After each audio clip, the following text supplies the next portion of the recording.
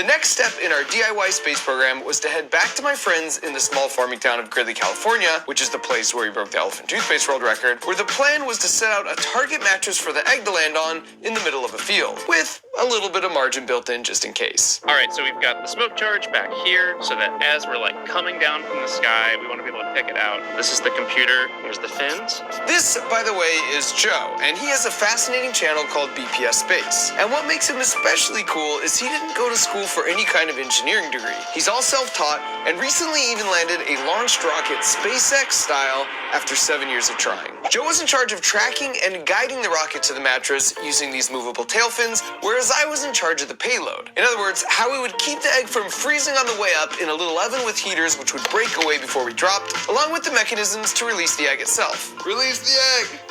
And the purpose of this first trip to Gridley was a flight characterization test. Basically, before we spent all the time and money taking the balloon all the way up to space, we were here just to do a low altitude test at 10,000 feet, just to prove to ourselves we could steer the rocket using the fins. We're setting all sorts of world records out here. World's largest mattress, fastest egg, tallest egg drop. What could possibly go wrong?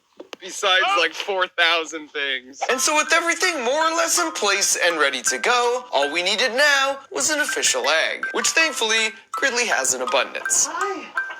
I'm sorry. This is terrifying. Okay. Oh, no. Hey. The precious egg. In the history of our universe, this is the first chicken that's ever laid an egg that will go faster than the speed of sound. Supersonic. Mach 1. Thank you. I'm sorry. I'm leaving. Congratulations. So the next morning we got up at 4 a.m. when the winds would be the most calm to run through all our final pre-launch preparations. Loading up our lovely egg. Including the last-minute decision to add a metallic streamer to the back of the rocket to make it easier to visually track. We've got redundancy all over the place here. We've got redundant leads, redundant igniters. Mark has 2 servos on the fairing. No dumb failures. And that's exactly when we had our first dumb failure. All right. The GPS is mad.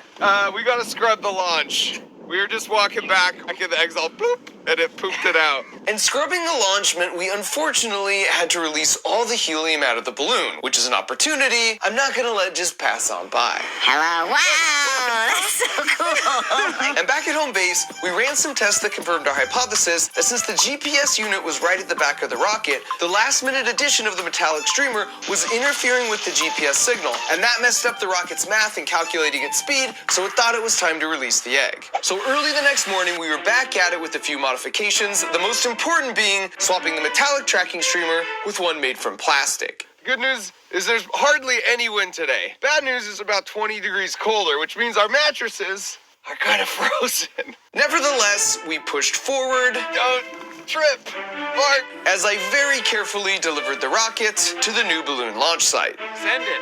Send it, baby! We'll send it!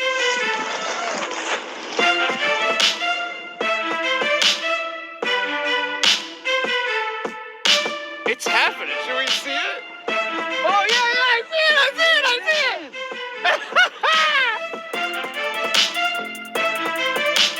Oh, there it is.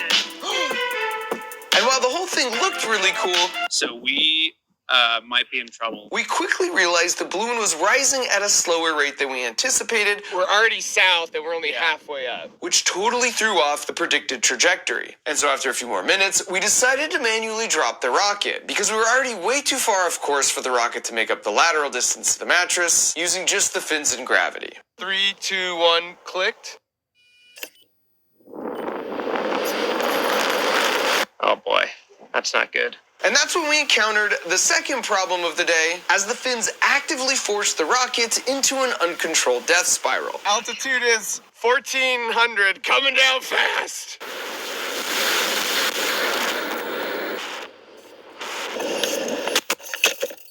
Well, it landed somewhere. Check the mattress just in case. And since we had the GPS coordinates of the rocket, we headed out to track it down. The real question is, what's the status of the egg? Mark, I think I might have some bad news for you.